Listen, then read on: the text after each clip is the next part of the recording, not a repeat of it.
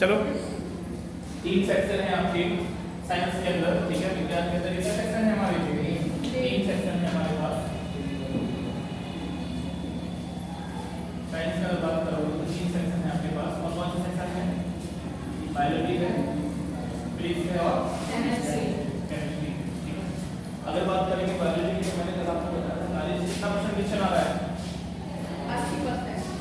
85 से 90%, 85 से 90% क्वेश्चन है वो बायोलॉजी से।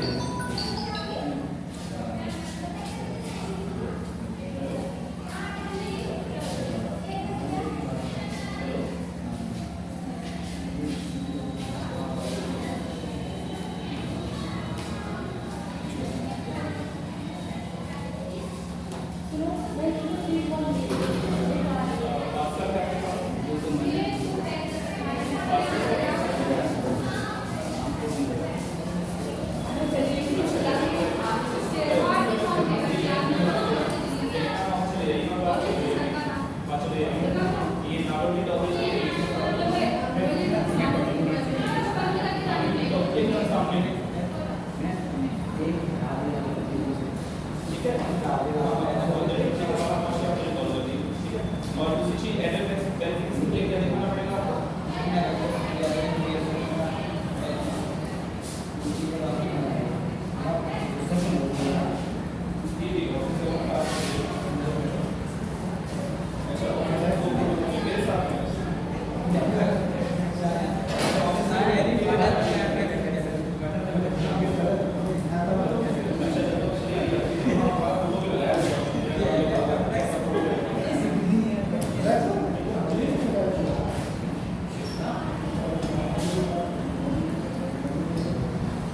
चलिए बेटा जल्दी हम लीजिए, ठीक है। तो हमें साइंस पढ़नी है, इधर ध्यान दो, साइंस पढ़नी है। साइंस में 82 85 टू 90% किसका है? बायोलॉजी का, ठीक है। क्लियर तो भाग इसी का है। फिर इसकी बात करेंगे तो 5% और केमिस्ट्री की बात करेंगे तो 12%। रसायन जो शुद्ध बना है एडल वगैरह से संबंधित जानकारी इसलिए कि ज्यादा नहीं पूछ रहा है, ठीक है। इसमें जितना भी पोर्शन है अधिकतर किसका है? किरण का है। किसका है? किरण का। अधिकतर पोर्शन आई में पूछ लेगा। इसके अलावा जो किरण का कमाल है, जितना भी कमाल असर किरणों का होगा उसका जो है क्वेश्चन मेरिट में पूछ लेगा। मतलब लाइट पोर्शन ज्यादा है, लाइट पोर्शन और बिना पूछे आया करो, ठीक है। नेक्स्ट टाइम पे पूछने की आवश्यकता नहीं। बात कराओ फिर जब बताओ तो उठा के सीधे चलेगा, ठीक है। 5% है तो हम शुरुआत करेंगे केमिस्ट्री से। एटम से शुरुआत करेंगे। एटम का बायोलॉजी स्टार्ट नहीं कर रहे हैं ना, केमिस्ट्री स्टार्ट कर रहे हैं ना, फिजिक्स स्टार्ट कर रहे हैं। सिर्फ सरफेस व्यू का, ठीक है। एक सरफेस व्यू उठा रहे हैं। तो मुझे बताओ आप एटम में कितनी चीजें होती हैं? एटम में जो आपका एटम है उसमें कितनी चीजें होती हैं? अगर आपसे पूछा जाए तो ये एटम में क्या क्या मिलता है तो क्या क्या मिलता है? 5 चीजें होती हैं एटम के अंदर। बताएं कौन कौन सी होती हैं 5 चीजें एटम में? कोई बात नहीं, बता सकती हो? नहीं पता। बताओ। ऐसी कोई नहीं पता है। एटम में क्या मिलता है आपके लिए? इलेक्ट्रॉन। अरे मिलता है, नहीं मिलता है? बताया कि क्या मिलता है? इलेक्ट्रॉन। अगर बात करोगे इसके नाभिक की, इसकी बात करोगे इसके नाभिक की बात करोगे तो क्या मिलेगा इसमें आपको? प्रोटॉन या न्यूट्रॉन। जी सर, ये नीचे नहीं ऊपर नहीं, सामने अंदर जाइए। कोचिंग का कोचिंग का नाम लिखा हुआ देखिए।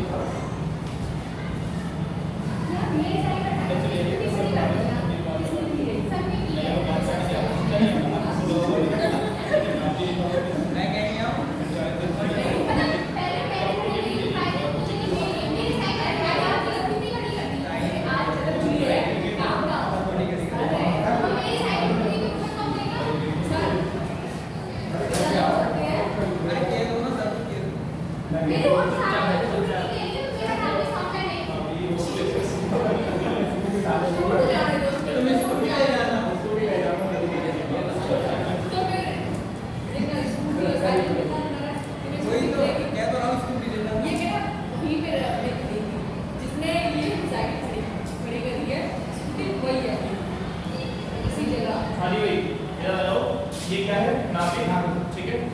नाभिक के अंदर क्या मिलेगा आपके लिए? प्रोटॉन और न्यूट्रॉन। पेपर में पूछा जाएगा आपसे ये कितनी चीजें मिलती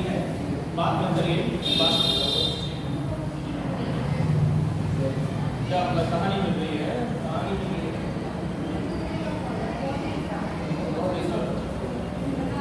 कोई बात नहीं, कोई बात नहीं, आप देखते हैं। तो यहाँ पर तीन चीजें हैं आपकी, एक है प्रोटॉन, एक है न्यूट्रॉन, एक है इलेक्ट्रॉन। पहली बात आपको ये याद रखनी है कि चार्ज में, आवेशों में, किसमें आवेशों में बात की जाएगी, आवेश की बात की जाएगी, चार्ज की बात की जाएगी, चार्ज की बात करेंगे। तो चार्ज में इलेक्ट्रॉन कैसे होंगे, इक्वल, कैसे होंगे इक्वल, बट अपोजिट कैसे होंगे, अपोजिट चार्ज है लेकिन कैसा है, चार्ज में इक्वल है। अगर बात की जाए किसकी, द्रव्यमान की बात की जाए, उसके भार की बात की जाए, उसके वजन की बात की जाए, तो दोनों बराबर कौन होंगे, तो कौन बराबर होंगे आपके, न्यूट्रॉन और प्रोटॉन। अगर इनके वजन की बात की जाएगी, भार की बात की जाएगी, द्रव्यमान की बात की जाएगी, इसकी बात की जाएगी, द्रव्यमान की बात की जाएगी, प्रोटॉन और न्यूट्रॉन ये दोनों वजन में बराबर हैं, कैसे हैं, वजन में बराबर। और इलेक्ट्रॉन और प्रोटॉन दोनों चार्ज में कैसे हैं, बराबर, लेकिन अपोजिट, एक है पॉजिटिव एक है नेगेटिव, तो चार्ज दोनों के ऊपर बराबर है, ठीक है। 1.6 × 10⁻⁹ पूछा था इसके ऊपर कितना चार्ज होता है, कितना होता है 1.6 × 10⁻⁹ कूलम, ठीक है। कूलम आप जानते होंगे, चार्ज का यूनिट क्या होता है, कूलम। ये तो पूछता है कि भैया बताएं कूलम किसका यूनिट है, तो कूलम किसका यूनिट है, आवेश। जैसे आप देखते होंगे लंबाई को किसमें नापते हैं, किलोमीटर में नापते हैं, बल को किसमें नापते हैं, किलोग्राम में नापते हैं, है ना। और चार्ज को किसमें नापते हैं, कूलम में। करंट को किसमें नापते हैं, एम्पियर में, ठीक है, एम्पियर में। ऐसे ही चार्ज को किसमें नापेंगे आप, कूलम में, ठीक है। तो इसके ऊपर इतना चार्ज है, यानी कि दोनों के ऊपर इतना ही चार्ज होगा, एक के पास होगा पॉजिटिव और एक के ऊपर होगा नेगेटिव।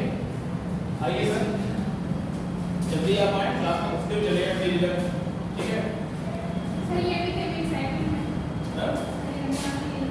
क्या करना था, दोबारा बताओ, नहीं बताओ, एक बार खुद बताओ। साइकिल सर यहाँ पे भी साइकिल खड़ी थी और एक और साइकिल खड़ी थी, वो दोनों साइकिल हटा के हम बीच में खड़ी कर दी और उन सब लोग सर ने अपनी स्कूटी पार्क कर दी। सर ने चल सर पहले आए, अरे दूर है भाई, अरे सर साइकिल उठ गई तो वो तो हैंडल है, अरे यार तो कॉन्फ्यूज करी हो जाओगी, बहुत पैसा है। सर मेरे पेरेंट्स ने अप्लाई में खुद ही है सर। हाँ सर चलो भाई आगे से आप ध्यान रखना कि यहाँ पर अपनी साइकिल खड़ी है।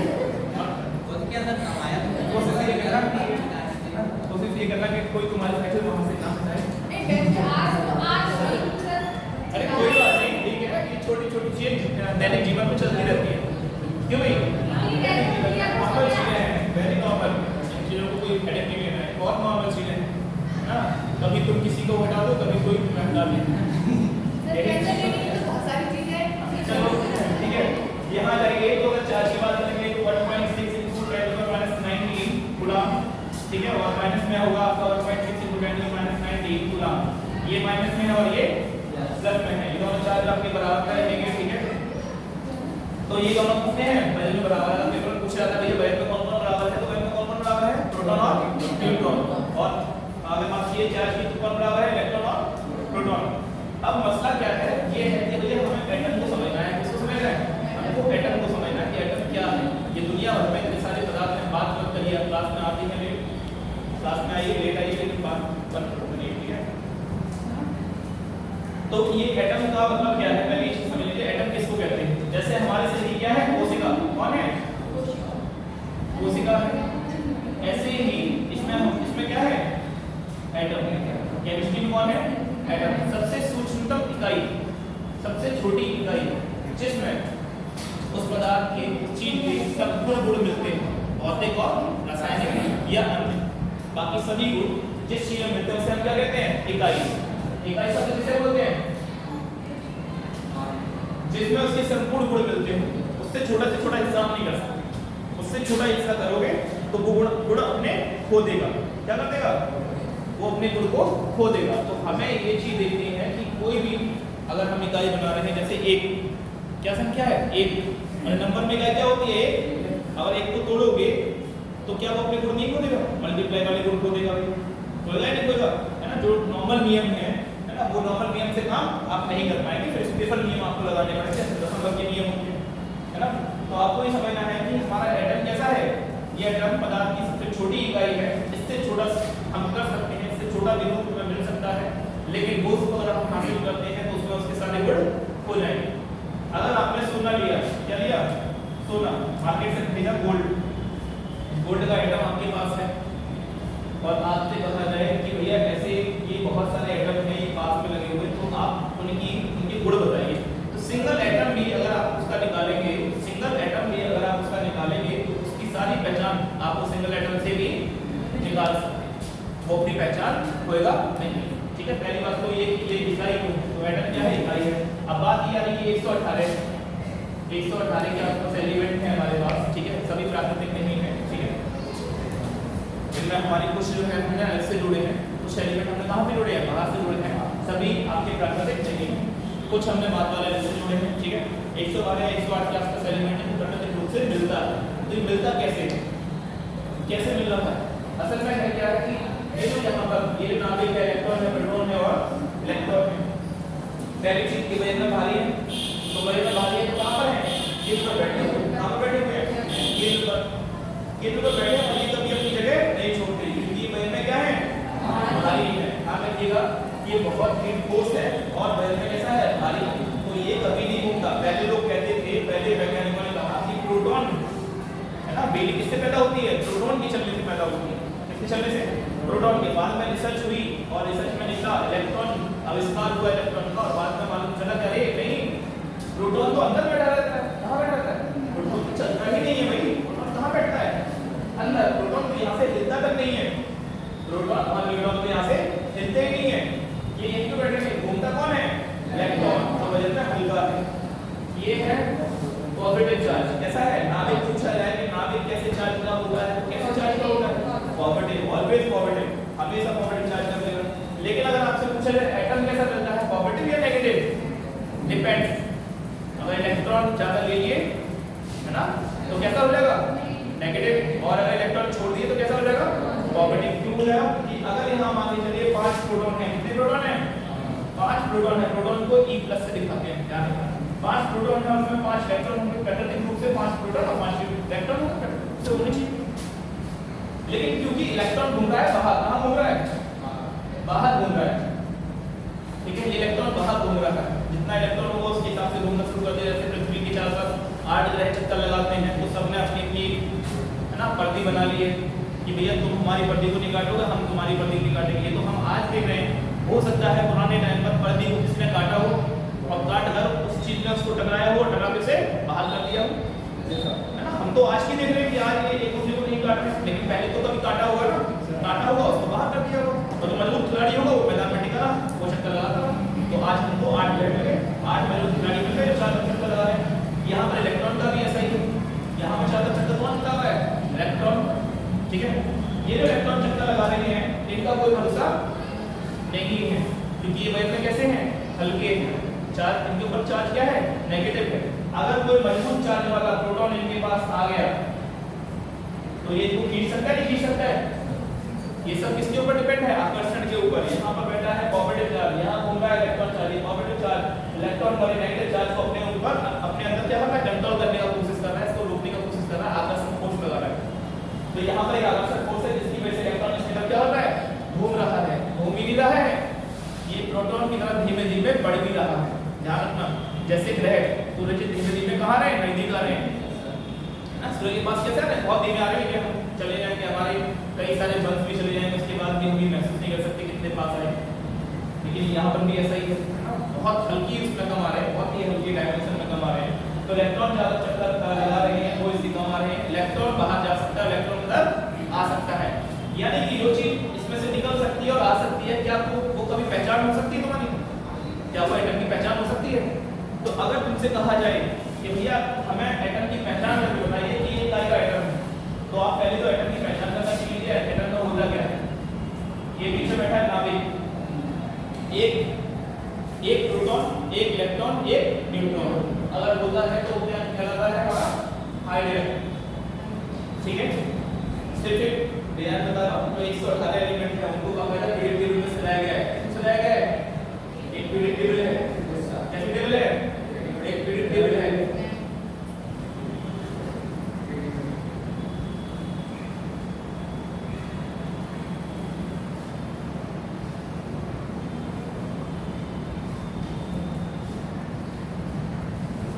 ये मान के चलिए प्रिडिक्टेबल है, चाहे ये ऐसी प्रिडिक्टेबल है, कुछ ऐसी है, ठीक है। यहाँ बीच में कितने खाने होंगे? 10 खाने यहाँ होते हैं, 2 रोज यहाँ होती है, 6 यहाँ पर होती है, टोटल कितना कितने हैं? 18 कितने हैं? 18 10 और 2 12 और 6 18। फिर 18 रोज में 118 एलिमेंट को फिट किया गया है। कितने एलिमेंट को फिट किया गया है? 118। कुछ प्राकृतिक नहीं थे, बात हमने करके लेवल बना लिया और इसको भर दिया। आगे अच्छा लगेगा हमने का उस लेवल बना देते हैं। नीचे वाली जो है ये वाली यहाँ हमने भरा है, ठीक है, यहाँ पर हमने इसको भरा है ना। वो रो और है जैसे यहाँ दो रो एक्टिनॉइड और लैटिनॉइड, दो रो और है यहाँ पर बैठते हैं, ठीक है, ये यहाँ पर बैठते हैं, यहाँ पर यहाँ एक है इसका और एक है एक लैटिनॉइड और एक एक्टिनॉइड, ये 14 है। कितने हैं यहाँ पर? ये 14 खाने हैं, ठीक है। क्योंकि हम यहाँ पर फिट नहीं कर सकते थे तो हमने एक सिंगल ब्लॉक के अंदर 14 एलिमेंट है, सिंगल ब्लॉक के अंदर 14 एलिमेंट है, तो हमने इनको बाहर रख दिया है ताकि हमें ठीक से दिखाई दे। कुल मिलाकर हमें इतना समझना है कि 118 एलिमेंट हमारे इसके अंदर फिक्स किए गए हैं। तो ये 118 एलिमेंट का मतलब क्या है? 118 प्रोटॉन। ये एटम अगर जिसके प्रोटॉन के अंदर, अगर मैं तुमसे कहूं इसके प्रोटॉन के अंदर 2 न्यूट्रॉन है और 2 प्रोटॉन है, 2 न्यूट्रॉन है तो 2 प्रोटॉन है, तो इसकी एटॉमिक संख्या क्या हो जाएगी? 2। कितनी हो जाएगी? 2। तो इसकी पहचान कभी इलेक्ट्रॉन से नहीं की जाती है, किससे नहीं की जाती है? कभी पेपर में पूछा जाए कि भैया कोई एटम दिया हुआ है जिसमें 3 इलेक्ट्रॉन है, कितने इलेक्ट्रॉन है? 3 इलेक्ट्रॉन, तो बताइए इसकी एटॉमिक संख्या क्या है? फटक से बच्चा क्या लगा देगा? 3। एटॉमिक नंबर 3 नहीं है, क्योंकि इलेक्ट्रॉन लिया जा सकता है और है ना, ग्रहण भी किया जा सकता है और छोड़ा भी जा सकता है, ठीक है। इलेक्ट्रॉन ऐसी चीज है जो स्थायी नहीं है, लेकिन प्रोटॉन और न्यूट्रॉन स्थायी है। तो जब भी अगर सवाल आता है पेपर में कि इस एटम के अंदर 2 न्यूट्रॉन है, तो सिंपल सी बात, इसका एटॉमिक संख्या क्या रहेगा? 2 जाएगा। 4 है तो 4 जाएगा, 10 है तो 10 जाएगा, 20 है तो 20 जाएगा, 25 है तो 25 जाएगा, 50 है तो 50 जाएगा, 100 प्रोटॉन और 100 न्यूट्रॉन है अंदर तो 100 जाएगा। और 118 ले गए हम, कहां तक ले गए? 118। 108 है तो 108 जाएगा, 112 है तो 112, 118 है तो 118। जो लैब में हम लोगों ने बनाए हैं वो सिर्फ लैब में ही दिखते हैं, हम उन्हें नॉर्मल प्राकृतिक रूप से बाहर लेकर आएंगे तो क्या हो जाते हैं? खत्म हो जाते हैं, ठीक है। वो नॉर्मल स्थितियों में नहीं रह पाते, प्राकृतिक एलिमेंटरी प्रकृतियों में वो रह सकते हैं। इनमें वो सारे तत्व हैं जिनमें कौन कौन आता है? लोहा है ना, पीतल है, पीतल ये बोलोगे, लोहा है, चांदी है, सोना है, प्लैटिनम है ना, आपके बहुत सारे धातु हैं जैसे कार्बन है ना, नाइट्रोजन है, जितनी भी गैसेस हैं वो सारी की सारी किसमें आएंगी? इसी में आएंगी। जितनी भी चीजें, जितने भी तत्व आप इस दुनिया में देख रहे हैं, दुनिया में नहीं बोलेंगे, हम अपने पृथ्वी पर बोलेंगे, दुनिया नहीं बोलेंगे। हमारे पास जो तत्व मिले हैं कहाँ के हैं? पृथ्वी के। बाहर के तत्व हो सकते हैं जिसको हमने नहीं बोला, वो हम यहाँ ऐड भी नहीं किए, वो रिसर्च का रूप में होगी, ठीक है। तो हमारे पास जो अभी हमारी जो दुनिया है, हमारी दुनिया क्या है? पृथ्वी। हमारी दुनिया क्या है? हमारी पृथ्वी तो है हमारी दुनिया, है ना। पृथ्वी पर जितना एलिमेंट मिलता है वो हमको यहाँ पर मिलेगा और हम उसका क्या देखेंगे कि अंदर जितना प्रोटॉन और न्यूट्रॉन होगा हम उससे उसकी पहचान करेंगे। अब बात आती है इलेक्ट्रॉन की, कि भैया इलेक्ट्रॉन भी तो अगर यहाँ पर अंदर हमने कहा 100 प्रोटॉन है, कितने प्रोटॉन है? 100 प्रोटॉन है, 100 न्यूट्रॉन है, कितने हैं?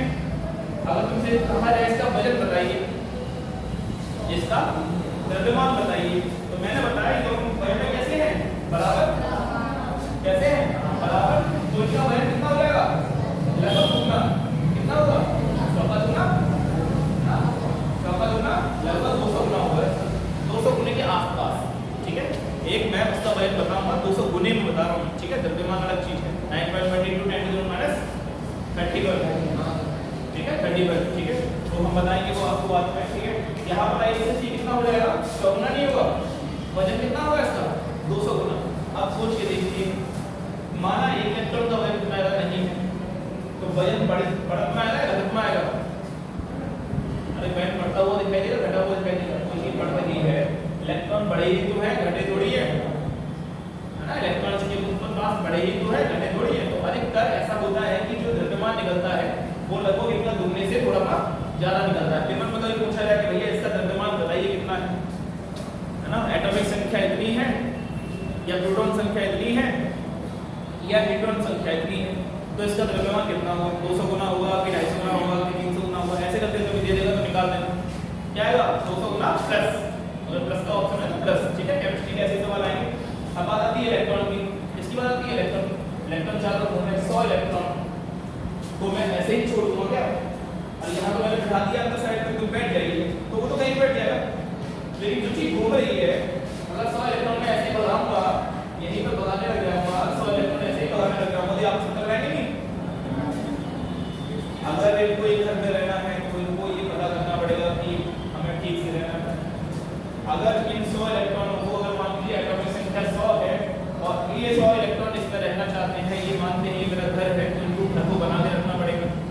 ये ऐसी कोई हरकत नहीं करेंगे कि आपस में टकराव हो जाए। तो इनका बाकायदा क्या है, प्रकृति ने जब इनको बनाया, प्रकृति ने इनकी एक सीक्वेंस भी बनाई, ठीक है। प्रकृति ने इसकी ऑर्बिट बनाई और सब ऑर्बिट भी, और कौन सी ऑर्बिट थी इसकी, p q r एटॉमिक, है ना। अगर बात की जाए इसमें कहते हैं इसको आवर्त, क्या कहते हैं, आवर्त या उपआवर्त, ठीक है। ये क्या था, ये एक एटम है, ठीक है। इस एटम के बाहर ऐसा नहीं है कोई बाउंड्री खींची हुई है प्लास्टिक की या कोई बाउंड्री खींची हुई है लोहे की, ऐसा नहीं है कुछ। क्या है ये क्या है, एक ऐसी चीज है जो दृश्यमान नहीं है, ना, एक अट्रैक्शन फोर्स है जो यहाँ इस डायमेंशन में काम करता है, जिसको वैज्ञानिक ने इस तरह से बताया है, देखा किसी ने नहीं है, ठीक है। किससे देखा है, सिर्फ बड़ी बड़ी मशीनें हैं उनमें जाकर देखा है बकायदा कि भैया ऐसा कुछ होना चाहिए, तो उन्होंने पेपर में ऐसा समझाया है कि ऐसा होगा, आगे चलकर हो सकता है इसमें और बदलाव दिखाई दे, ठीक है। तो ये ऐसे करके बनी हुई है, पर्दियां बनी हुई है, क्या बनी हुई है, पर्दी बनी हुई है ऐसे करके, ऐसे करके कोई बाउंड्री, सीधी बाउंड्री कुछ नहीं है यहाँ पर, चारों तरफ सीधी बाउंड्री कुछ नहीं है, ऐसे बनी हुई है। इलेक्ट्रॉन बढ़ता जाएगा अगली ऑर्बिट में जाता जाएगा, इलेक्ट्रॉन बढ़ता जाएगा अगली ऑर्बिट में जाता जाएगा। अगर बात करो तो इसकी पहली वाली इसकी कहलाती है p, क्या कहलाती है p, दूसरी वाली q, तीसरी वाली r, चौथी वाली s, पहली होती है ऐसे, ठीक है। फिर बात करते हैं sp-df, इसकी बात करते हैं sp-df, पहली ऑर्बिट ये क्या कहलाएगी, आवर्त, क्या कहलाएगी, आवर्त। फिर इसमें 4 आवर्त होते हैं, इनका नाम क्या होता है, s, p, d और f। ये जो उपआवर्त है बेटा, इसमें s में कितने इलेक्ट्रॉन आते हैं, हमेशा 2, कितने आते हैं 2, p में हमेशा कितने इलेक्ट्रॉन आते हैं 6, d में कितने आते हैं हमेशा 10, f में कितने आते हैं हमेशा 14, ठीक है। 2 इलेक्ट्रॉन s में मैक्सिमम आ सकते हैं, कितने आ सकते हैं, 2 इलेक्ट्रॉन मैक्सिमम s ऑर्बिट में आ सकते हैं, सब ऑर्बिट में 2 इलेक्ट्रॉन आ सकता है। अगर p की बात करोगे तो कितना आ सकता है, 8 आ सकता है, d की बात करोगे तो 10 आएगा और f की बात करोगे तो 14। एक बार एक सवाल पूछता है कि d ऑर्बिट में कितने इलेक्ट्रॉन मैक्सिमम आ सकते हैं, कितने आ सकते हैं, d में 10 आ सकते हैं, कितने आ सकते हैं 10। अब बात आती है कि क्या ये sp-df ऑर्बिट सभी में मिलती है, नहीं, सब में नहीं मिलती। पहले वाले की बात करोगे तो पहले वाले में सिर्फ क्या मिलेगी, इस चित्र के माध्यम से आप निकाल सकते हैं। पहली ये है हमारी 7, ये 7 क्या है हमारी, ये 7 हमारी ऑर्बिट है, क्या है ये ऑर्बिट नंबर, आवर्त नंबर 1, आवर्त नंबर 2, आवर्त नंबर 3, आवर्त नंबर 4, आवर्त नंबर 5, आवर्त नंबर 6, आवर्त नंबर 7, और ये है सब ऑर्बिट s, d, p और नीचे वाले f जो यहाँ पर रखे हुए हैं, है ना। तो अगर आपसे पूछा जाए पहली ऑर्बिट के अंदर कौन कौन सी सब ऑर्बिट आती है, तो पहले से फर्स्ट कौन सी आएगी, s, कौन सी आएगी s, देखिए सिंगल है उसका, सिंगल है ना। दूसरे की बात की जाए, दूसरी ऑर्बिट में कितनी आती है सब ऑर्बिट, तो एक आती है हमारी s, और p में 6 मिलती है, 6 खाने यहाँ पर है, तो p में दूसरे वाले में कितनी आएगी, 6, दूसरी वाले में d भी आएगी और s भी आएगी। तीसरे वाले खाने की बात करोगे तो s भी आएगी और p भी आएगी, तीसरे में भी s और p मिलता है। चौथे खाने की बात करोगे तो s, फिर d, फिर f, फिर कौन सी आएगी s, d और सॉरी p, s आएगा और d आएगा और p आएगा। इसी सीक्वेंस में चलेंगे, माना कि पहली बार d पहले नहीं आया, लेकिन एक बार d अगर d पहले आया है, भले बाद में आया, भले बाद वाली ऑर्बिट में आया, लेकिन p से पहले आया, बात समझ में आ रही है, भले ही बाद में आया लेकिन p से पहले आया, जब भी भरा जाएगा तो p से पहले भरा जाएगा उस वाली ऑर्बिट में, बात समझ में आ रही है।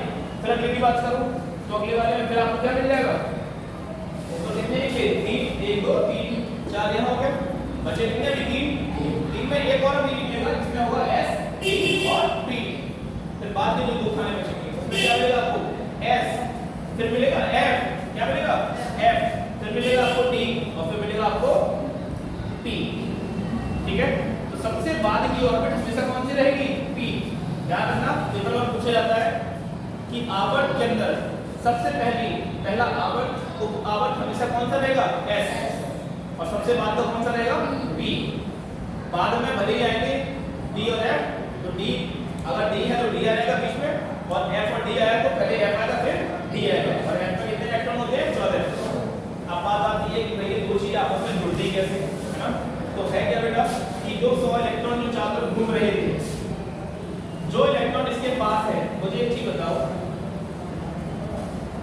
बताओ मैंने चुंबक यहाँ रखी और लोहा वहां रखा हुआ है कहाँ रखा है लोहा वहां रखा है तो यहाँ से अच्छे से खींचेगा या पास से अच्छे से खींचेगा पास से अच्छा तो जो इलेक्ट्रॉन इस नाभिक के पास रहेगा वो हमेशा बंधा हुआ रहेगा कैसा रहेगा बंधा हुआ रहेगा मजबूत तरीके से यानी एटम जितना बड़ा होता जाएगा वो उतना ही कमजोर होता जाएगा इलेक्ट्रॉन के मामले में क्यों साइज बढ़ रहा है तो फोर्स कम होता जाएगा फोर्स कम होने की वजह सिर्फ ये नहीं है कि दूरी हो रही है कि संख्या भी तो बढ़ रही है प्रोटॉन की आकर्षण फोर्स भी तो बढ़ रहा है चुंबक भी तो बड़ी होती जा रही है ये क्यों बोल रहे हो आप लोग इसमें जो मुख्य समस्या है इसके बाद अट्रैक्शन नहीं करने की वो ये है कि मेरी चुंबक तो बड़ी हुई लोहा वहां रखा हुआ था बीच में आ गई प्लास्टिक या बीच में कोई दूसरा लोहा आ गया तो बीच में दूसरा लोहा आ गया तो दूसरे वाले लोहे के ऊपर क्या इतना फोर्स लगा पाऊंगा मैं नहीं लगा पाऊंगा यहाँ जो चार इलेक्ट्रॉन घूम रहे हैं ये इलेक्ट्रॉन बीच में आते हैं तो ये जो बाहर वाला इलेक्ट्रॉन है इसके ऊपर उतना फोर्स नहीं लगा पाता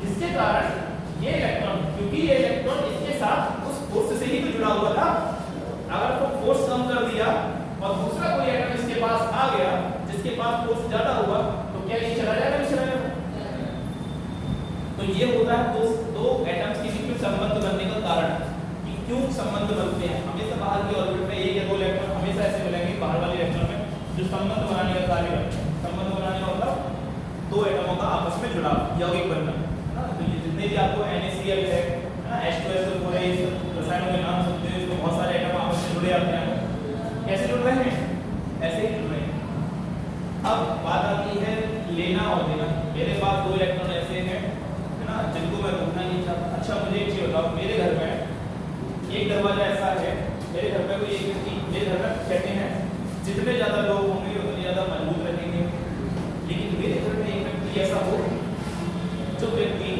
दुश्मनों से मिला हो तो मैं मजबूत रहूंगा क्या उसको छोड़कर मजबूत हूं या उसको रखकर मजबूत हूं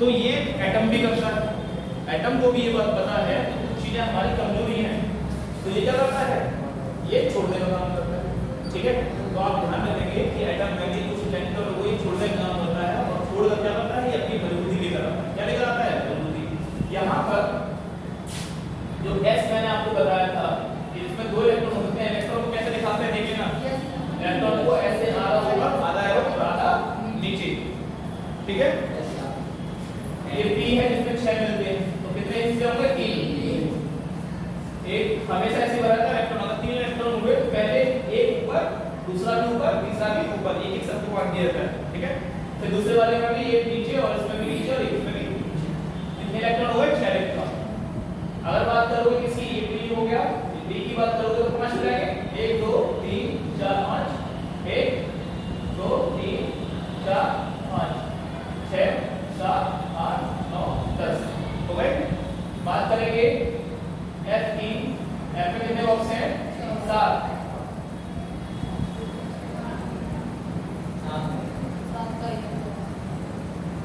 1 2 3 4 5 6 7 8 9 10 11 12 13 14 ये है F अब मुझे बताइए कि कोई चीज ऐसी है जो पूरी तरह से भरी हुई है वो मजबूत होगी या आधी खाली होगी वो मजबूत होगी अगर कोई चीज फटने का डर क्या होगा अगर मटका है और मटका पूरी तरह से भरा हुआ है ज्यादा मजबूत है या आधी खाली पड़ा हुआ और उसमें कोई चीज घूम रही होगी तो ज्यादा मजबूत होगा भरा है तो ज्यादा मजबूत होगा इसके अलावा उसमें कुछ भी ना हो खाली हो तब भी मजबूत है कम से कम कोई टकराएगी तो नहीं अंदर से। यही यहाँ पर है, क्या है कि अगर या तो आप पूरी तरह से चीजों को भरे हुए रखिए, क्या रखिए, भर कर रखिए, अन्यथा आप चीज को खाली रखिए। और अगर अन्यथा भी नहीं कर पा रहे हो, ना पूरा भर पा रहे हो, ना आधा खाली रख पा रहे हो, तो एक काम करो, इसको आधा कर दो, क्या कर दो, उसको आधा कर दो। तो यहाँ पर तीन तरह की कंडीशन होती है स्टेबिलिटी की, मजबूती की, एटम की, या तो पूरा भरा हुआ रखिए, या आधा रखिए, या पूरा खाली रखिए। अब मुझे तुम बताइए कौन सा ज्यादा मजबूत है? जो खाली है वो ज्यादा मजबूत रहेगा आइटम। अरे मेरे घर में कोई दरवाजा ही नहीं है, सोना चांदी है ही नहीं, तो मैं ज्यादा मजबूत हूं क्या? या मेरे घर में है सोना चांदी, ज्यादा मजबूत हूं? अब सुरक्षा दृष्टि से देखें, सुरक्षा दृष्टि की बात कर रहे हैं, मेरे घर में कुछ नहीं है ना, सबसे मजबूत हूं। तो एटम जिसके पास सिर्फ न्यूक्लियस है, क्या है, सिर्फ नाभिक है, सिर्फ नाभिक है, और उसके पास एक इलेक्ट्रॉन था, कितना इलेक्ट्रॉन था, एक, तो क्या कोशिश करेगा, ये हटाओ, है ना। अब आ जाओ चोरी करके, ले लो, क्या बचा है मेरे पास, है ना। या फिर ये कहें कि जितना बड़ा एटम होता जाएगा उतना ही कमजोर होता जाएगा। तो ध्यान रखना कि जब खाली होता है नाभिक के पास में, जितना खाली स्थान होता है वो उतना ही मजबूत होता है, ठीक है। दूसरी मजबूती क्या है कि पूरा भरा हुआ हो, क्या हो, या तो पूरी तरह से सबसे बड़ी मजबूती क्या है, खाली हो जाता, सबसे मजबूती क्या है कि खाली हो जाए। ये है साहब, इनकी बेटी हो गई साहब, इनको बड़ी सुरक्षा की चिंता रहती है, मेरी बेटी के साथ, है ना, बड़ा ध्यान रखना पड़ेगा। इसीलिए जो है क्या ऐसी बात नहीं, आपको मनु जैसे लोग निकल समाज में आ रहे हैं, दिखा रहे हैं कि लड़कियां कमजोर नहीं है, ठीक है, दबाने की कोशिश मत करना पड़ेगा, है ना। तो कहने का मतलब इतना है कि जो ये इलेक्ट्रॉन है, ये कोशिश ये बाहर वाला जितना बड़ा होता है, कोशिश ये करते हैं छोटा हो, जो जितना छोटा होता है वो उतना ही मजबूत होता है, क्योंकि वो अंदरूनी शक्ति से अपने आप को खींच रहा है, ठीक है। पहली बात कि जो खाली ऑर्बिट होगी वो ज्यादा मजबूत है। दूसरी चीज, अगर है घर में कोई, तो दरवाजे कैसे होने चाहिए, सारे के सारे पूरी तरह से मजबूत होने चाहिए। तो दूसरी नंबर पे कौन सी मजबूत स्थिति होगी, जब कोई पूरा भरा हुआ होगा, ठीक है। तीसरी मजबूत स्थिति क्या है कि इनके पास क्या हो रहा है, आधे हो रहा है। पहली बात, ये इलेक्ट्रॉन क्या कर रहे हैं, इसका डायरेक्शन ऊपर और इसका डायरेक्शन नीचे की है, तो इन्हें बोलते हैं कि इसका स्पिन, क्या बोलते हैं, स्पिन। ये स्पिन है क्या है, तो केवल पूछा जाए स्पिन क्या होता है, असल में ये मैग्नेटिक फील्ड दिखाता है। जहां इलेक्ट्रिसिटी होगी वहां मैग्नेटिक फील्ड भी होगा, ध्यान रखना। जहां पर विद्युत होती है वहां पर आपका चुंबकीय प्रभाव भी होता है। आपने देखा होगा जब आप ट्रेन में, बस में सफर करते होंगे तो देखते होंगे बड़े बड़े लट्टे लगे हुए साहब, उन पर तार खींचे हुए हैं, और तारों के बीच में एक बीच में जॉइंट से जोड़ा गया है, देखते होंगे, ध्यान से देखा हो। वो जॉइंट क्या है, उनको खींचने के लिए है, नहीं, उनको दूर करने के लिए। अब तुम कहोगे इतना दूर करने के लिए वो ठीक इतने दूर कर दिया था, वो इतना दूर रखने की, अरे इतने भी तो दूर थे, वो इतना दूर इसलिए रखा है कि तारों के बीच में मैग्नेटिक फील्ड पैदा हो जाती है। क्या पैदा होती है, ये तार है, इसलिए अगर इनकी चाल क्या होगी, मैग्नेटिक फील्ड और इलेक्ट्रिक फील्ड में 90 डिग्री का एंगल होता है। कितने डिग्री का होता है एंगल, 90 डिग्री का समकोण वाला एंगल होता है, ठीक है। अगर वो सीधी है, इलेक्ट्रिक फील्ड सीधी है, तो मैग्नेटिक फील्ड गोल होगी, और अगर इलेक्ट्रिसिटी गोल है तो मैग्नेटिक फील्ड कैसी होगी, सीधी होगी, 90 डिग्री का एंगल रहेगा। इसीलिए उन तारों के बीच में क्या रखा है, जॉइंट रखा है, मिल ना जाए, मैग्नेटिक फील्ड एक दूसरे को ना खींच ले। इसीलिए जितना मोटा तार होता है उनकी दूरियां उतनी ही बढ़ाते चले जाते हैं, क्योंकि जितना मोटा तार होगा, जितनी बड़ी भयंकर बिजली होगी, उसमें अपनी ही मैग्नेटिक फील्ड पैदा होगी, इसीलिए उनकी तार की दूरी उसी हिसाब से बढ़ाई जाती है। अपने गांव में जाओ, छोटे लट्टे होंगे दूरियां अच्छी रहती है, और छोटे लट्टे होंगे दूरियां अच्छी रहती है, लेकिन जब जितना मोटा तार होगा उतना ही दूरी रखी रहेगी, ठीक है। तो इलेक्ट्रिक फील्ड, मैग्नेटिक फील्ड का यहाँ पर यही है कि भाई आपको जो आपका नाभिक है वो जितना दूर होगा, है ना, वो उतना ही कमजोर होगा, जितना बड़ा होता है कमजोर होता है, वो छोटा करने की कोशिश करेंगे। इसके अलावा या तो पूरा भरा हुआ हो, कैसा हो, भरा हुआ। यहाँ की बात कर रहे हैं स्पिन की, अगर कोई पूछा जाए स्पिन क्या दिखाता है, स्पिन का ऊपर की तरफ होना, नीचे की तरफ होना क्या दिखाता है, तो ये दिखाता है आपको मैग्नेटिक फील्ड की दिशा। क्या दिखाता है, ये चुंबकीय प्रभाव दिखाता है। ध्यान रखना, पेपर का पूछा है ऊपर दिखाना है नीचे दिखाना। अब मुझे ये बताओ कि इसका सारे का ऊपर लगे, इसका चुंबकीय प्रभाव एक तरफ आ गया, अगर ये दोनों बराबर हो जाते, ये भरा हुआ है, यहाँ का चुंबकीय प्रभाव हो जाएगा 0, आधा ऊपर और आधा नीचे। यहाँ पर जो चुंबकीय प्रभाव सारा किधर चला गया, एक तरफ। तो मुझे बताइए कि आपका दुश्मन एक तरफ बैठा हो वो ज्यादा मजबूत है, चारों बिखरा हुआ ज्यादा मजबूत है? एक तरफ। तो इसने अपना मुंह एक तरफ कर लिया है, अपने दुश्मन से बचाव के लिए अपने मुंह को किस तरफ कर लिया है, ये ज्यादा मजबूत है। इसको मैं बोला कि मैं एक तरफ मुंह करके बैठा हूं, ज्यादा मजबूत हूं। मुझे पता है मेरे घर वाले सारे के सारे एक दिशा में, एक घर में सारे गुंडे बदमाश भरे पड़े हैं।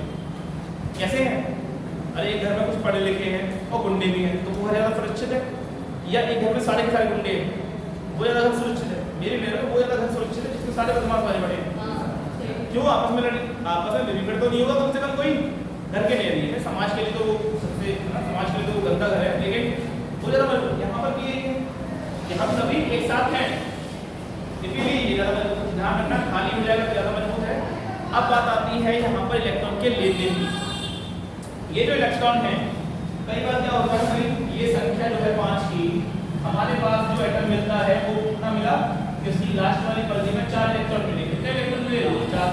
लेकिन हमको पता है हमें तो मजबूत बनना है। अरे हर कोई मजबूत बनना चाहता है, ये भी मजबूत बनना चाहता है। तो ये कह रहा है, ये हमसे कह रहा है कि भैया या तो हमें 3 दे दो या हमसे 4 ले लो, या तो हमें 3 दे दो या हमें 4 दे दो।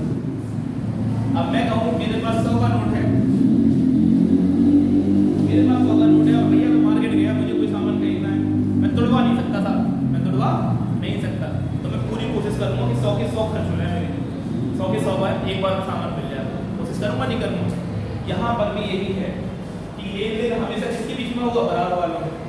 अच्छा एक चीज बताओ, मैं तुमसे कहूँ कि भैया ना, मैं तुमसे कहूँगा कि मैं 4 शादियाँ कर लूँगा, 4 बीवियाँ, तुम कहोगे नहीं करूँगा सर, पागल हो गया हूँ, एक बीवी को संभालना तो मुश्किल पड़ता है, आजकल जिंदगी जो है वो दुर्लभ हो गई है। मैं ये नहीं कह रहा मैं लड़कियों को संभालना, लड़कों को लड़कियों को लड़कों को संभालना, तो आजकल जिंदगी दुर्लभ हो गई है। आजकल तो ये तो घर में ही स्टार्ट हो गए, घर में ही मरे जा रहे हैं। तो क्या वो 4 कौन संभालेगा? एक में सुरक्षित हूँ, एक में सुरक्षित हूँ, क्या कोशिश करो भैया एक ही बहुत है ना, मुझे मेरा जीवन सुरक्षित करना है। तो सुरक्षित के लिए क्या करोगे? या फिर क्या कहोगे ये एक भी ना हो, हटाओ, खाली हटाओ। यहाँ पर लेन देन की बात, यहाँ पर किसकी बात है? लेन देन। मुझसे 4 ले लीजिए, या तो लेने वाला मिल जाए बराबर वाला या देने वाला। रिश्ते हमेशा बराबर वालों में होते हैं, सुना है ना? रिश्ते हमेशा बराबर वालों में, उठना बैठना हमेशा बराबर वालों में होता है। ज्यादा ऊपर नीचे का होगा ना तो तुम उसकी बेइज्जती करोगे, वो तुम्हारी बेइज्जती करेगा, दोनों कुल मिलाकर दोनों में रिश्ता बढ़िया नहीं होता है। यहाँ पर जी अगर मुझसे कोई 3 लेने आया, मुझसे कहा भैया हमको 3 इलेक्ट्रॉन की जरूरत है, हम मजबूत हो जाएंगे, हम क्या कि हम पागल हो गए, तुम्हारी मजबूती से हमको क्या फर्क पड़ेगा, हम जाए 1 इलेक्ट्रॉन को रखें। या तो एक काम करिए कि 3 इलेक्ट्रॉन तुम ले लीजिए और 1 इलेक्ट्रॉन वाला और ले आइए। क्यों भाई? 3 इलेक्ट्रॉन तुम ले लो और 1 इलेक्ट्रॉन एक और ले आओ। तो यहाँ पर इसके साथ रिश्ता बनाने वाले 2 एलिमेंट हुए हैं। आप देखते होंगे ना, जहाँ पर देखते होंगे H2SO4, क्या देखते हैं?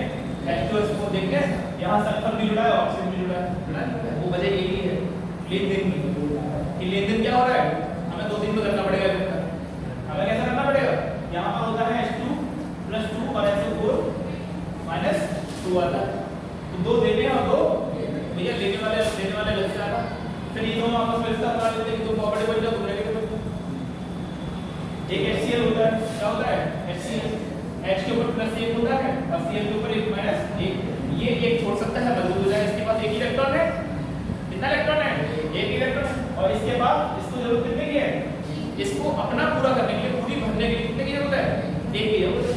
इसने 1 ले लिया और 1 इसने अपने पास रख लिया, ठीक है? इसने ले लिया और इसने ले लिया, ये खाली हो गया अपनी तरफ, ये अपनी तरफ भर गया, दोनों सुरक्षित हो गए। तो जब भी लेन देन होगा, ठीक है, केमिस्ट्री में जब भी लेन देन होगा तो आपको ये ध्यान रखना है कि लेन देन हमेशा कैसा होता है? पूरा होता है ना, पूरा होगा, या तो पूरे लेने वाले लेंगे या पूरे। और लेन देन कहाँ से होगा? लेन देन उसी के बीच में होगा जो मजबूत नहीं है। मजबूत व्यक्ति लेन देन नहीं करेगा। आप जाइए डीएम साहिबा के पास, कहिए मैडम आइए कभी हमारे यहाँ खाने पर, अच्छा बाहर निकालो इसको, तुम्हारी इज्जत का ये जवाब नहीं, बाहर निकालिए, फालतू की बात करने आए, कहिए खाने को बुलाने हैं, बताइए यहाँ काम करने के लिए बैठे, खाना नाश्ता बनाने के लिए बैठे, क्यों ही? लेकिन यही व्यक्ति अगर कहाँ बैठे हो, यही व्यक्ति कहाँ बैठा हो? चौराहे पे बैठा हो, ठेले वाला हो, और तुम जाइए और कहिए वो भी नहीं आया तो मेरा कुछ तो मामले में झोल है, तो चाबी गाड़ी बदलना हो गया ना हमारे हाथ में, तो थोड़ा सोचेगा कुछ मामला गड़बड़ हो सकता है, क्योंकि वो वहां पर सोच रहा है, वो कमजोर है, वो सोच रहा है कि मुझे इससे है ना ये ऐसे नहीं है, लेकिन आप अपने बराबर वाले के पास जाइए, इसके साथ लगता है समतुल्य है, उसके पास जाइए, क्या घर पर आओगे भी बैठे हैं, कहना अच्छा रिश्ता बनाना व्यवहार बनाना चाहता है ना, क्या है यहाँ पर भी यही है, ठीक है। तो जितने भी आपके जितने भी यौगिक बनेंगे किससे बनेंगे, लेन देन, ठीक है। इसके लिए एटम की आपको सबसे पहले 20 कम से कम 20 एटम आपको घर पर याद करने पड़ेंगे, उसी पर दृष्टि में इंपॉर्टेंट है जिनसे यौगिक बनते हैं, ठीक है। पेपर में डायरेक्ट पूछता है कि भैया इसमें कितने का लेन देन हुआ है। दूसरी चीज, भरी हुई ऑर्बिट या खाली ऑर्बिट कभी भी लेन देन नहीं करती है, इसीलिए ये जो पीछे वाली रो है, कौन सी रो, ये पीछे वाली रो, ये कभी भी किसी के साथ भी यौगिक बनाती हुई नहीं मिलेगी। ये वाली जो रो है इसको यहाँ पूरी बनने के लिए एक इलेक्ट्रॉन की जरूरत पड़ती है, कितने इलेक्ट्रॉन की, एक इलेक्ट्रॉन की, जो आपको Cl- दिखाई दे रहा है यहाँ पर, कहाँ गया Cl-, ये Cl- है, ये Cl-, यानी कि एक इलेक्ट्रॉन की जरूरत पड़ती थी, कितने की, एक इलेक्ट्रॉन की, और यहाँ से आप जाने में कितने इलेक्ट्रॉन की जरूरत पड़ रही है, एक इलेक्ट्रॉन की, वो एक इलेक्ट्रॉन की चार्ज रखने वाला व्यक्ति यहीं पर है, ये Cl कहाँ मिलेगा, इसी रो में मिलेगा, एक इलेक्ट्रॉन, दो इलेक्ट्रॉन की चार्ज रखने वाला यहाँ मिलेगा, तीन इलेक्ट्रॉन की चार्ज रखने वाला यहाँ मिलेगा, क्योंकि इसको पूरा करने के लिए कितने इलेक्ट्रॉन की जरूरत है, तीन, चार की यूज करने वाला चार में यहाँ मिलेगा, पास में मारिए। अब यहाँ आ जाओ, ये इतना भी बैठा है यहाँ पर, ये एक इलेक्ट्रॉन छोड़ेगा तो घूमकर कहाँ पहुंच जाएगा, यहाँ, अरे एक इलेक्ट्रॉन छोड़ देगा, यहाँ से एक इलेक्ट्रॉन छोड़ेगा है ना, तो यहाँ से एक इलेक्ट्रॉन उसका s वाला खाली हो जाएगा, s ऑर्बिटल उसकी खाली है, s में उसके पास कितना था, एक इलेक्ट्रॉन है, वो खाली करेगा, तो उसकी जो अंदर वाली सतह मिलेगी वो सारी कैसे मिलेगी, भरी हुई, तो ये एक इलेक्ट्रॉन छोड़ना पसंद करता है, इसीलिए h कहाँ मिलता है, यहाँ, इस वाले रो में जितने भी मिलेंगे आपके लिए वो सारे के सारे एक इलेक्ट्रॉन छोड़ने वाले होंगे। इसकी बात करो दो वाले की, ये बहुत कम रिएक्शन मिलता है, क्यों, क्योंकि इसका f भरा हुआ है।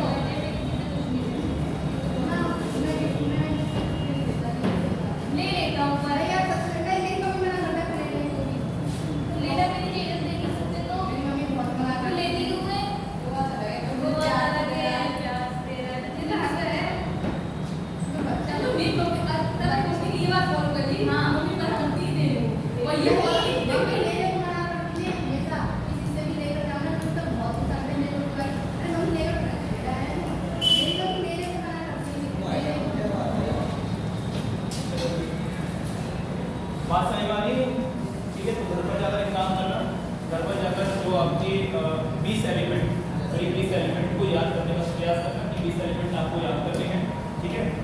कोशिश करना 20 एलिमेंट को याद करने की, क्योंकि पेपर में जब आएगा तो 20 एलिमेंट के आसपास ही पूछता है, इसमें यौगिक अधिकतर जो रिलेशन बन रहे हैं, यानी जो यौगिक बन रहे हैं वो अधिकांशतः आपके 20 यौगिक के अंदर खत्म हो जाते हैं।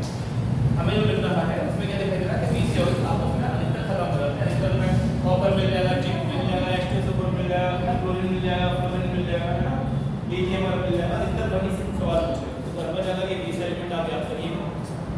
पहला एटॉमिक संख्या कौन सा है, इस एलिमेंट का है, दूसरा एटॉमिक संख्या किसका है, कौन है, तीसरा एलिमेंट कौन सा है, चौथा एलिमेंट कौन सा है, पांचवा कौन सा है, छठा कौन सा है, ऐसे करके 20। कल मैं 20 एलिमेंट आपसे पूछूंगा कि 18वें नंबर की एटॉमिक संख्या कौन सी, ठीक है।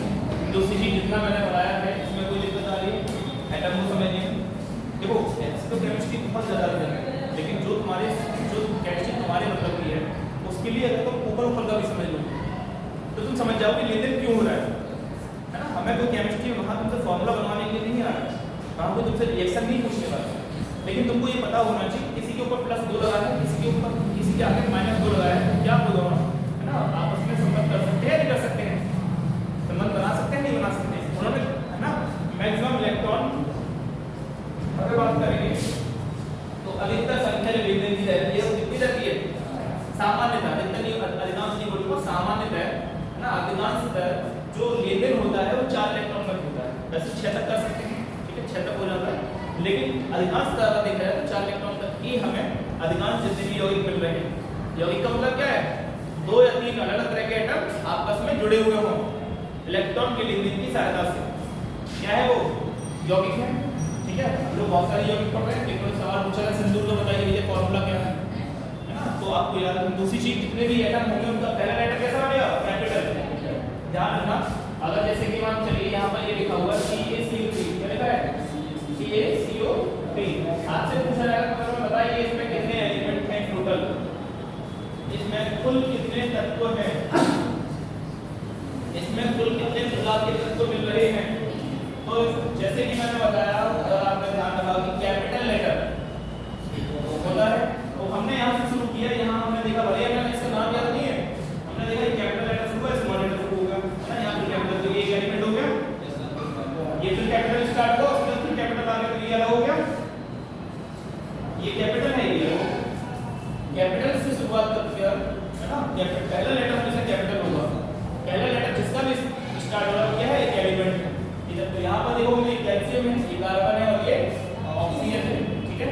तो यहाँ पर C में C एक कार्बन, इसका मतलब क्या है, कार्बन नहीं है, तभी इसको कार्बन मत समझ बैठना, इसके पीछे का आपके संबंध भी देते हैं, ठीक है। पेपर में डायरेक्ट सवाल पूछ रहा है, इसी चीज पेपर में आपको ऋणायन देगा और धनायन देगा, तो ये कहेगा कि ये बताइए कि किसमें प्रोटॉन संख्या ज्यादा होगी। अरे आपके पास क्या दे दिया उसने कि मान के चलिए एक कार्बन -2 दे दिया और एक कार्बन -2 दे दिया, अब वो ये आपसे कह रहा है ये बताओ कि दोनों का वजन लगभग बराबर है या अलग है, इन दोनों का वजन लगभग बराबर है या अलग है, आप कहोगे उस पे -2 है, इस पे -4 है, अलग होगा।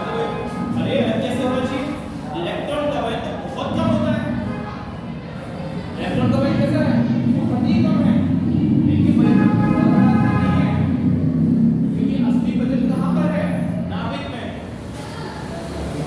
जिसमें है नाभिक में, बाहर तो वजन है ही नहीं भाई, इलेक्ट्रॉन में तो नाम मात्र का वजन है ना।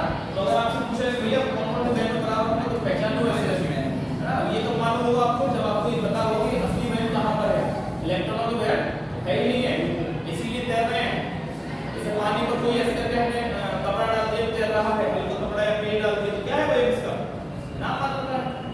यहाँ पर भी अगर पेपर में आपसे सवाल पूछा है ये बताइए भैया कि ये दिया हुआ क्वेश्चन +2, ठीक है, +4 दे दिया उसने, +2 भी देगा और एक SO4 -3, क्या ये दोनों एक ही यौगिक के ऋणायन और धनायन है या नहीं, क्या ये एक ही यौगिक के धनायन या ऋणायन है या नहीं, क्या हो सकते हैं, एक ही यौगिक के हो सकते हैं।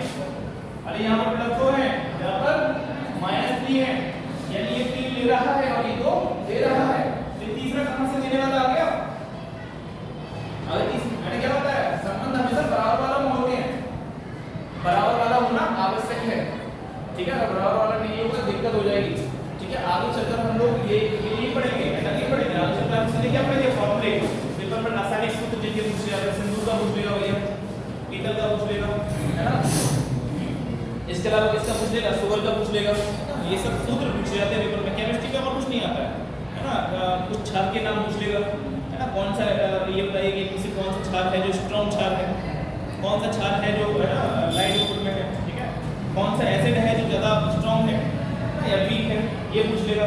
या फिर क्या पूछ लेगा, कि या फिर आपसे तत्वों की पूछेगा कि इस तत्व के अंदर बताइए कितने प्रोटॉन है कितने न्यूट्रॉन है, या वजन कौन सा है। इससे ज्यादा केमिस्ट्री का कुछ पूछता नहीं है, केमिस्ट्री में कुछ नहीं पूछता, या फिर पूछेगा फोटोसिंथेसिस से पूछेगा थोड़ा पूछेगा फोटोसिंथेसिस से पूछेगा, बाकी और केमिस्ट्री में कुछ नहीं पूछता।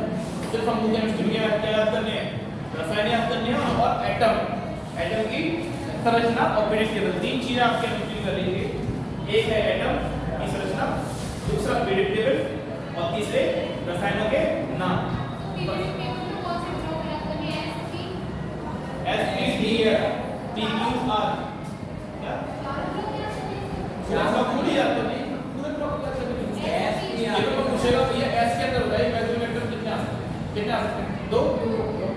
ये भी पूछेगा P में मैक्सिमम इलेक्ट्रॉन कितने आ सकते हैं? 6। D में कितने आ सकते हैं? 6। S में कितने आ सकते हैं? 14। पूछेगा पहली ऑर्बिट में कौन सी सब ऑर्बिट मिल सकती है? इससे S मिली और दूसरी मिली ऐसी S है, दूसरे वाले में देखो ये S है और ये P है, तीसरे वाले में ये S है और ये P है, तो 6 इलेक्ट्रॉन P भी मिलते हैं, 6 ब्लॉक नहीं पर है। फिर पूछेगा कि बताओ अगले चौथे वाले में कौन सी ऑर्बिट में, चौथी ऑर्बिट में कौन से, तो ये S है, फिर 10 को आ गए तो D हो गया, कौन सा है D में तो 10 मिलते हैं, 10 ब्लॉक आ गए, फिर क्या है 3 है ना, ऐसे करके निकाल लेना। तो एक पीरियड टेबल, एक आपका एटम और एक आपका रासायनिक सूत्र, बहुत सारे रासायनिक सूत्र लिखवाऊंगा आपको, करीब 25 से 30 में से ही कोई ना कोई सवाल मांग लेंगे, रासायनिक सूत्र पूछेगा, इससे ज्यादा नहीं केमिस्ट्री पूछेगा।